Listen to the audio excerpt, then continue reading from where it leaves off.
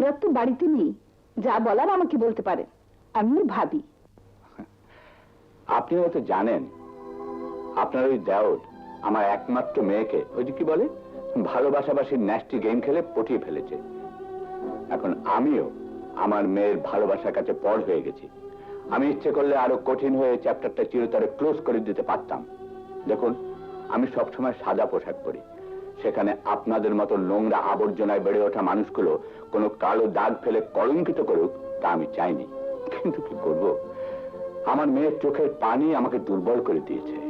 চলুন ভেতর। না, আমি বসতে আসিনি, আমি স্পষ্ট করে বলতে এসেছি আমার মেয়ের সাথে আপনার দেওর মুরাদের বিয়ে হতে পারে এক শর্তে।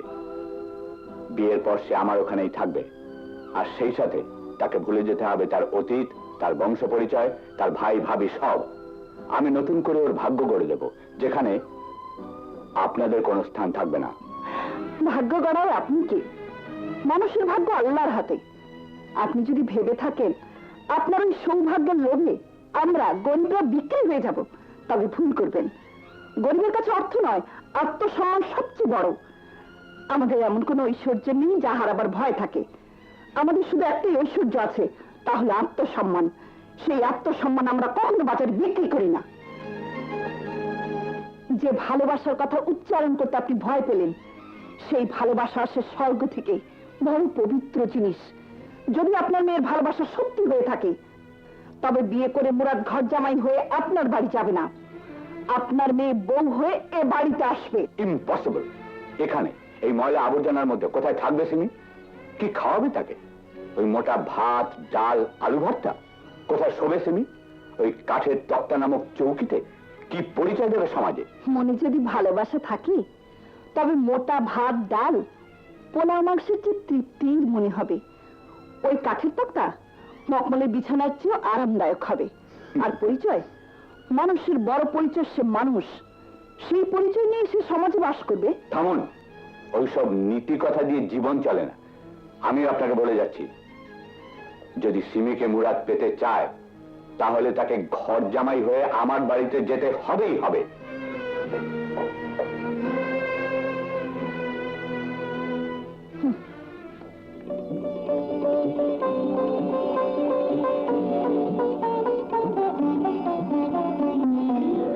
বলো বাবা, ওরা রাজি হয়েছে?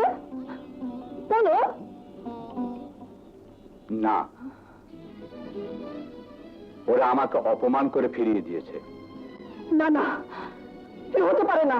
আমি বিশ্বাস করি না। আমি যাব, আমি নিজে জেনে আসবো।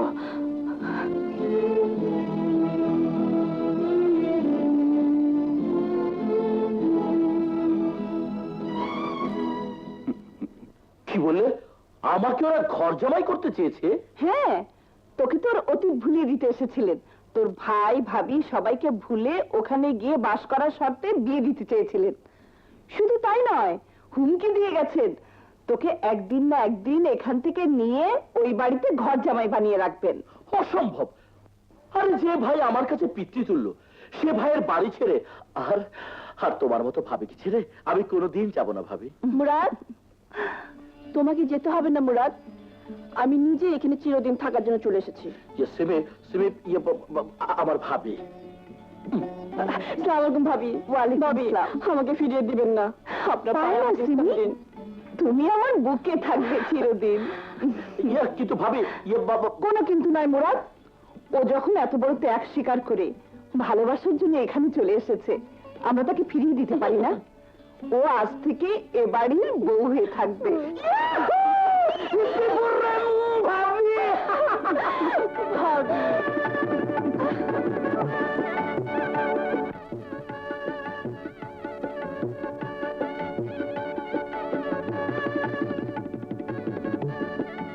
চলো। কোথায়? থানায়। থানায়? কেন? তোমাকে সারেন্ডার করতে হবে। আজ থেকে তোমার যাবজ্জীবন কারাদণ্ড। অবশ্যই এই বুকের ছেলখানায়।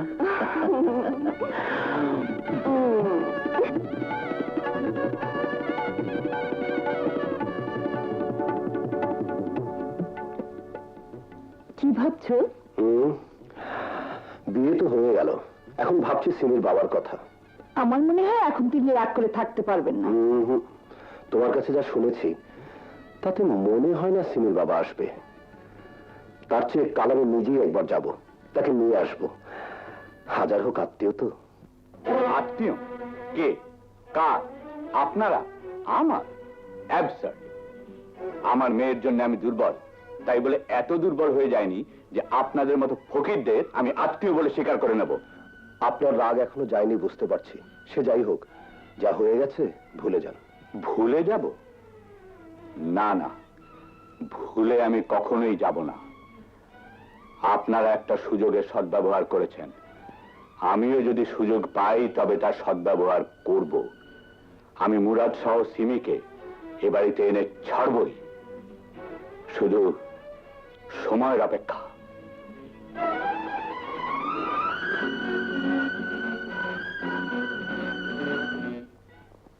ভাবি, খুকু, আর সিমি, আর তোমরা কোথায় সবাই? জলদি এসো, কুইক! কি রে, কি হয়েছে? আরে আমার চাকরি হয়ে গেছে। এই টাকা অ্যাপয়েন্টমেন্ট লেটার, 4000 টাকা বেতন, 4000। ছোট বউ বড় লক্ষ্মী, ও ঘরে আসতে না আসতেই সুখবর ঘরে এলো। চাচু মিষ্টি খাবে না? আরে খাবো খাবো, সবাইকে পেট ভরে খাবো। ভাবি, বাবা ভাইয়ে কোথায়? অফিসে গেছে। এই, ভাইকে খবরটা দিয়ে আসি, আর তোমাদের সবার জন্য এত মিষ্টি দিয়ে আসি। 200 ক্যাশ, কুইক!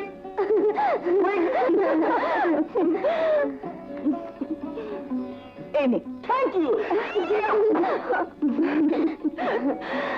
ভাবি, আমি খুকুকে নিয়ে মাজারে যাই। কি ব্যাপার, হঠাৎ মাজারে যে? আমি ওর চাকরির জন্য মানত করেছিলাম, তাই যাই। ভাবি এসো। চল খুকু, চলো। আয়।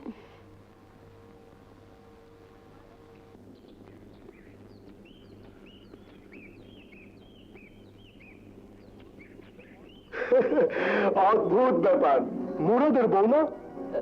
যে আপনি? অদ্ভুত ব্যাপার, আমি মহাজন। আহা কি সুন্দর গতর, মা লাগে তোমার জন্য। মুরাদ তোমাকে বিয়ে করলো, তাহলে ওর ভাবির কি হবে? কি বলছেন আপনি? না কিছু না কিছু না, আমি কিছু বলি না। তবে লোকে বলে যে ভাবি ছিল ওর বউয়ের মতো, সেখানে তুমি। অদ্ভুত ব্যাপার। চলো মাজারে যাবে না? অদ্ভুত ব্যাপার, অদ্ভুত ব্যাপার।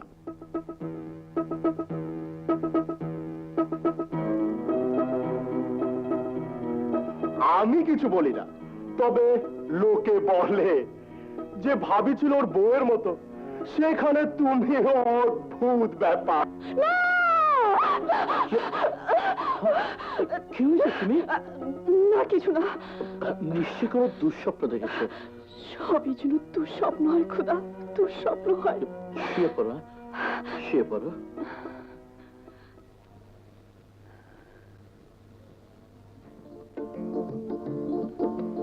এই যে ভাবি, আর রাখো তোমার শাক বাছাবাছি, এদিকে এসো, এসো। আরে জলদি এসো না। ইয়া ভাবে, লক্ষ্মী আমার সাথে বোতলটা লাগিয়ে দাও না। না, আমার দ্বারা এখন ওসব হবে না। কেন? এখন ঘরে বউ এসেছে, যখন ছিল না বউ যা যা করার সব আমি করে দিয়েছি, এখন আমি করবো কেন? ভাবে ভাবে ভাবে, কি যে বলো। আরে ও তো বড় লোকের মেয়ে, বোতাম লাগাতে গিয়ে ও আমার পুরো বুকটাই সেলাই করে দেবে। আর তাছাড়া তুমি যতদিন আছো আমার সব কাজ তোমাকেই করে দিতে হবে। প্লিজ ভাবে, লক্ষ্মী ভাবে, দাও না বোতামটা লাগিয়ে, প্লিজ।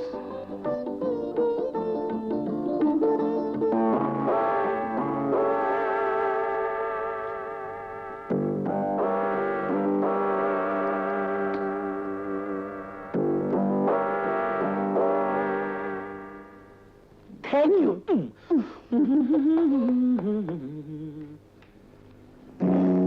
না, এভাবে আমি হেরে যাব তা হতে পারে না।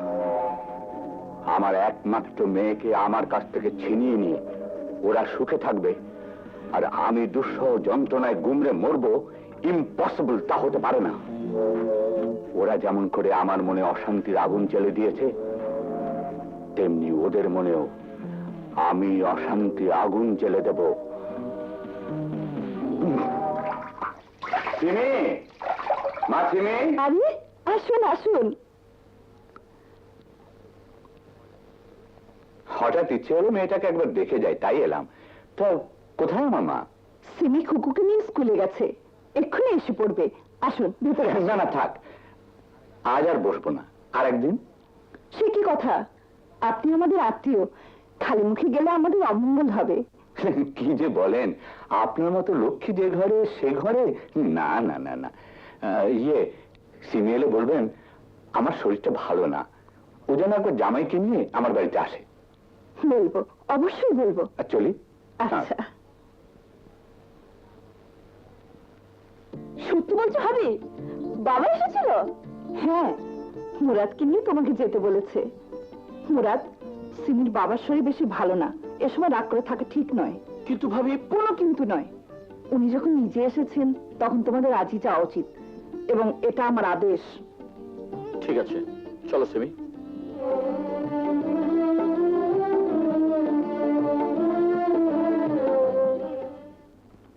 বাবা, আয় মা আয়। বাবা তোমার নাকি শরীর খারাপ? না না, ছিল একটু, এখন তুই এসে গেছিস, আমার শরীর ভালো হয়ে গেছে। তা তোমরা কেমন আছো বাবা? ভালো। বাবা, তুমি চলে আসার একটু পরেই আমরা ফিরেছি, আর একটু অপেক্ষা করলে না কেন? অপেক্ষা? অপেক্ষা তো করতে চেয়েছিলাম, কিন্তু তোর ভাবি আমাকে, না না থাকো সব কথা। থাকবে কেন, কি হয়েছে বলো? ভাবি কি বলেছেন? না না, ওসব আমার বলা ঠিক হবে না। তিনি যা ভালো মনে করেছেন তাই করেছেন, এই অপমানই আমার প্রাপ্য ছিল। ভাবি আপনাকে অপমান করেছেন? কি বলছেন আপনি? মুরাদ, আমি এ নিয়ে কথা বলতে চাইনি, তবুও কথাটা যখন উঠলো লুকিয়ে রেখে লাভ নেই। তোমার ভাবি আমাকে ইতর, ছোট লোক, আবার কোন মুখে এসেছেন ইত্যাদি বলে একরকম ধাক্কা দিয়ে বাড়ি থেকে বের করে দিয়েছেন। আমি মিনতি করে বলেছিলাম শুধু একটু অপেক্ষা করতে দিন, মেয়ের মুখ দেখেই চলে যাব। তিনি আমাকে সে সুযোগটা করে দেননি। আমি না হয় বিয়েতে আপত্তি করে ভুলই করেছিলাম, কিন্তু সেই ভুল সংশোধন করে যখন তোমাদের দেখতে গেলাম তখন আমাকে অপমান করাটা কি ঠিক হয়েছে? মুরাদ, তুমি শুনছো আমার বাবা কি বলছেন? শুনেছি, কিন্তু বিশ্বাস করি না। আমার ভাবি কারোর সাথে খারাপ ব্যবহার করতে পারেন না। এসো আমার সাথে, আমি তোমার সামনে ভাবিকে জিজ্ঞেস করবো।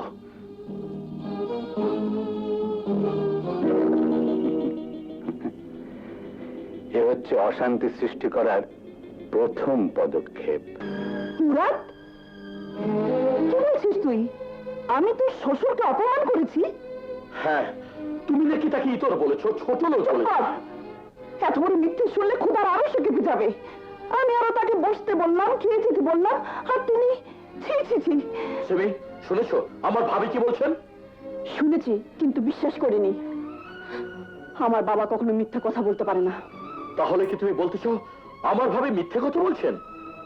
সে তোমার ভাবি জানেন, কারণ তোমার ভাবির উপর তোমার মতো বিশ্বাস আমি এখন স্থাপন করতে পারিনি। সিমি! মুরাদ, আমার সঙ্গে তোরা কি শুরু করেছিস? আমাকে না তুই শ্রদ্ধা করিস? তাহলে সেই শ্রদ্ধার কসম দিয়ে বলছি, এই মিথ্যে নিয়ে তুই আর কোনো কথা বলবি না। সিমি, আমার উপর তোমার বিশ্বাস থাকুক আর নাই থাকুক, আমার কিন্তু তোমার উপর দারুণ বিশ্বাস আছে। তোমায় অনুরোধ করছি, মিথ্যে একটা ব্যাপার নিয়ে সংসারে অশান্তি সৃষ্টি করো না। আমি আপনাকে একটা স্পষ্ট কথা বলে দিচ্ছি, ভবিষ্যতে আমার বাবা অপমানিত হলে আমি সহ্য করব না। সিমি! সিমি শোনো! সিমি! সিমি শোনো! না না, সংসারে একবার ভুল বোঝাবুঝির সৃষ্টি হলে সে সংসার ভেঙে যায়।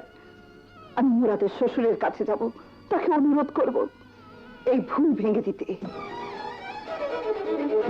আসুন আসুন,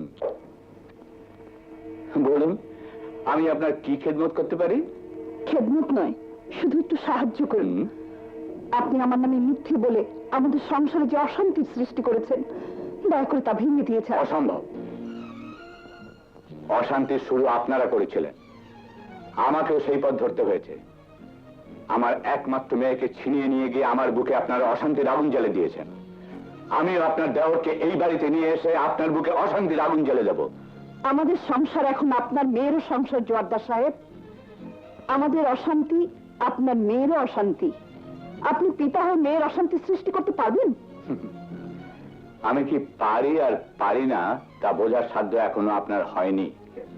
আমি আমার সুখের জন্য সব করতে পারি, আর আমার সুখ তখনই হবে যখন দেখব আপনার ঘরে অশান্তির আগুন দাউ দাউ করে জ্বলছে। বুঝতে পেরেছেন? আপনার সাথে কথা বলার সময় আমার এখন নেই। আপনি যান।